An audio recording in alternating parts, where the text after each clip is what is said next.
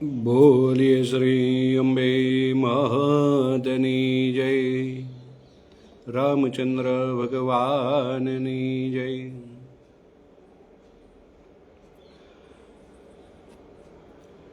આજે આપણે થોડું વાસ્તુશાસ્ત્ર વિશે આપણે વાત કરીએ. વાસ્તુશાસ્ત્રમાં તો કેવા કે ઘણા નિયમો બતાવે છે, પણ આપણે મુખ્ય જે વસ્તુ છે કે જે યજમાન આપણાને પૂછતા હોય કે જાણવાની એને ઈચ્છા હોય, એમાં એક પ્રશ્ન વાસ્તુને લઈને આપણે કરતા હોય તો પહેલો પ્રશ્ન એ હોય કે મહારાજ કયા નંબરનું ઘર લેવું. બીજો પ્રશ્ન તાર જનરલ એ હોય કે કયા નંબરની ગાડી લેવી, કયા નંબરનો મોબાઈલ નંબર લેવો. આ પ્રશ્ન મેન હોય. આપણે અહીંયા આગળ જાણીએ કે ભાઈ આપણે ગાડી લેવી છે, મોબાઈલ નંબર લેવો છે કે પછી ઘર નંબર લેવો છે, તો કયો લેવો એ પ્રશ્ન થયો. કારણ કે માણસના જીવનની અંદર શું છે કે એક ઘર એક એવી વસ્તુ છે કે એ એક જ વાર લે,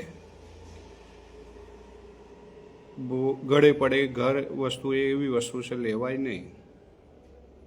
એટલે દરેકની આશા હોય કે ભાઈ કંઈક ને કંઈક જાણકારી આપણા જોડે હોય તો સારું.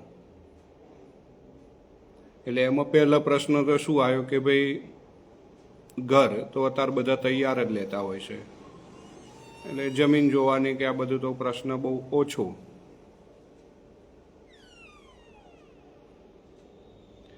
પણ મેન કે ઘર નંબર, એટલે કે આપણે ઘર તો લઈએ છીએ તો આપણા માટે કયા ઘરનું નંબર આપણા માટે લકી એ જાણવું જોઈએ. કારણ કે ઘર નંબર તો આપણા જોડે આવવાનો જ છે,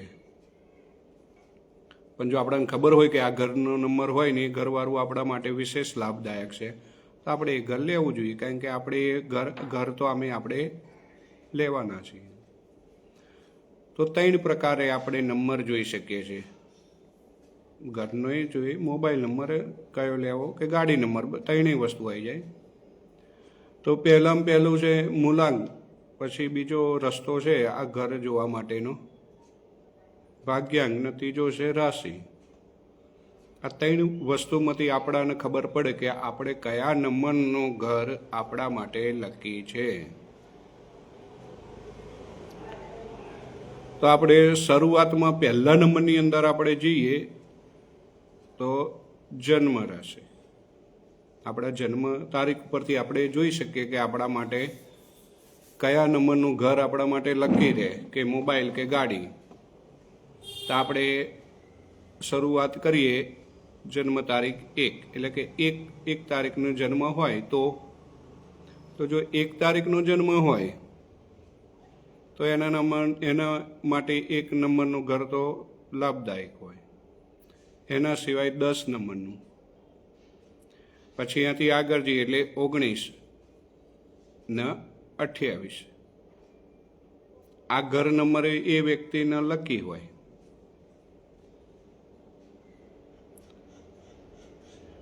પછી બીજા નંબરની અંદર આપણે જઈએ તો બીજી તારીખે જન્મ થયો હોય તો એને કયા નંબરનું ઘર લેવું જોઈએ? તો 2 નંબરનું તો ખરું જ. એના સિવાય 11 નંબરનું, 20 નંબરનું, 29 નંબરનું ઘર એના માટે લકી હોય. એમાં ઘર સુખી થાય, ફાયદો થાય. બરાબર. પછી 3 નંબર છે. 3 તારીખે જન્મ થયો હોય તો 3 વાળા માટે ત્રીજો નંબર તો ખરો જ. એના સિવાય 12 નંબર, 21 નંબર, 30 નંબર. 4થી તારીખે જન્મ થયો હોય તો 4 નંબર, 13 નંબર, 22 નંબર, 31 નંબર. 5 તારીખે જન્મ થયો હોય તો 5 નંબર, 14 નંબર, 23 નંબર. 6 તારીખે જન્મ થયો હોય તો 6 નંબર, 15 નંબર અને 24 નંબર. 7 તારીખનો જન્મ હોય તો 7, 16 ને 25. 8 તારીખનો જન્મ હોય તો 17, 26. 9 તારીખનો જન્મ હોય તો 9, 18 ને 27. એટલે આ જે આંકડા ખરા એમાં બીજી તારીખો આવી જાય. જેમ કે આપણે 9 તારીખનું અત્યારે જોયું, પણ એમાં 27 તારીખનો જન્મવાળાને એ આવી ગયો ને 18 તારીખનો જન્મવાળો આવી ગયો એમાં. એટલે એ આંકડાની અંદર આપણી એકાદી જન્મ તારીખ હોય જ. આ રીતે ઘરનો નંબર લેવો જોઈએ, મોબાઈલ નંબર કે પછી ગાડી નંબર.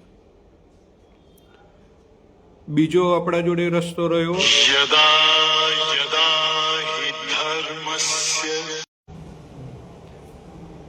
બીજા નંબરમાં આપણા જોડે રસ્તો રહ્યો કે એના સિવાય બીજી કઈ રીત છે કે જે રીત આપણે જોઈને આપણે ઘર લઈ શકીએ. કારણ કે આજે બધા નંબર હતા એ સાદા હતા. અત્યારે મોટા ભાગના ઘરો આપણે જોવા જઈએ તો 202 લખ્યું હોય, 502 લખ્યું હોય, 251 લખ્યું હોય, 551 લખ્યું હોય, આવા બધા નંબર હોય. એટલે આપણે એમ થાય કે મહારાજ તમે બોલો છો સાચી વાત છે, પણ આ નાના અક્ષરના આંકડા રહ્યા જ નહીં હવે. તો પછી આપણને કેમ નહીં ખબર પડે કે ભાઈ આપણે કયું ઘર આપણું? આ તો એનાથી મોટી રકમ થઈ ગઈ. 3 આંકડાની રકમ વાળા આવી ગયા તો કેમનું સમજવું? તો એના માટે આપણે જન્મ તારીખ ઉપરથી લેવાય. કે માનો કે આપણી જન્મ તારીખ છે 12/7/2004. તો એ જે જન્મ તારીખ થઈ એનું આપણે પછી ટોટલ કરવું પડે. તો કે ભાઈ કેટલું ટોટલ થાય? તો કે 16. હવે એ જે 16 ટોટલ થયું એના પાછા અલગ અલગ આપણે વેચવા પડે. જેવું કે 16 છે તો એમાં પ્લસ આવે વચ્ચે, એટલે કે 1 + 6 = 7. એટલે આપણે માનો કે ઘર નંબર કયો આપણા માટે શ્રેષ્ઠોમાં શ્રેષ્ઠ કયો ઘર? તો કે 7. માનો કે તમારે 12/7/2004 રોજ જન્મ હોય તો 7 નંબરનું ઘર એ બેસ્ટ. એ જન્મ તારીખ ઉપર આપણે ઘર લઈ શકીએ કે પછી મોબાઈલ નંબર કે પછી ગાડી નંબર, કોઈ પણ નંબરની વાત ચાલે છે, લઈ શકાય. એનો જન્મ તારીખ ભાગ્યાંક ઉપર. બીજો રસ્તો છે કે આ રીતે આપણે ઘર પસંદ કરીએ તો આપણા માટે શ્રેષ્ઠ છે ઘર આપણા માટે.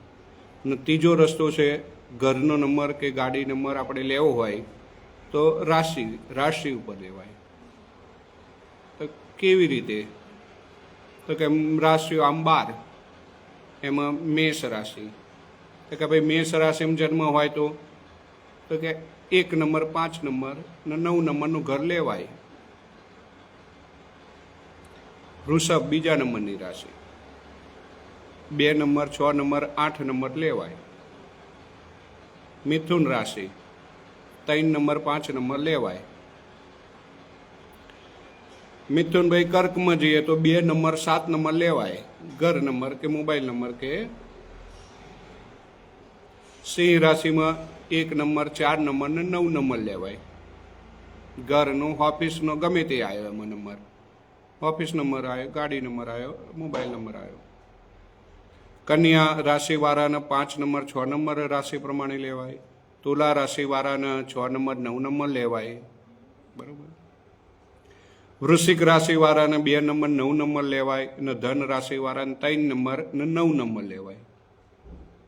મકર વાળાના 4, 8 નંબર, કુંભ વાળાને 4, 8 નંબર અને મીન વાળાને 2, 3 અને 7 નંબર તમે લઈ શકો છો. પછી ઓફિસ નંબર હોય, ઘર નંબર હોય, મોબાઈલ નંબર હોય કે ગાડી નંબર. આ રાશિની વાત થઈ, રાશિ પ્રમાણે. બરાબર. આ રીતે આપણે શું ઘરના નંબર, મોબાઈલ નંબર, ગાડી નંબર અને ઓફિસનો નંબર આપણે જો લઈએ અને રાખીએ તો એ આપણાને ફાયદો લાભ કરાવે. એટલે આ મોટાભાગનો પ્રશ્ન હોય છે કે કયા નંબરનું ઘર, ઓફિસ, મોબાઈલ નંબર કે ગાડી નંબર લેવો, એટલે માટે અત્યારે આપણે અહીં આગળ વાત કરી. હવે અહીં બેઠા છે અત્યારે થોડું વાસ્તુ વિશે આપણે થોડું વાત કરી રહ્યા છે. તો આપણે ઘરની વાત નીકળી છે તો આપણે ચલો ઘર નંબર જોડે આપણે જોઈએ કે મોટા ભાગે અત્યારે એક પ્રશ્ન એવો હોય કે ઘરમાં કઈ દિશામાં કયો કલર જોઈએ એમ. તો પ્રવેશ દ્વાર 4 હોય, પૂર્વ, પશ્ચિમ, ઉત્તર, દક્ષિણ. જો પૂર્વ દિશાનો પ્રવેશ દ્વાર હોય તો પૂર્વ દિશાનો જો પ્રવેશ હોય આપણો પૂર્વ દિશા, તો આછો ગ્રીન કલરનો કલર સહેજ વાપરવો જોઈએ. દ્વારની વાત ચાલે છે એમાં. એ જે દ્વાર હોય, દરવાજો, દ્વાર એટલે દરવાજો, એની અંદર આછો ગ્રીન કલર થોડો લેવો જોઈએ. તો એ તમને પ્રોફિટ, ફાયદાકારક રહે.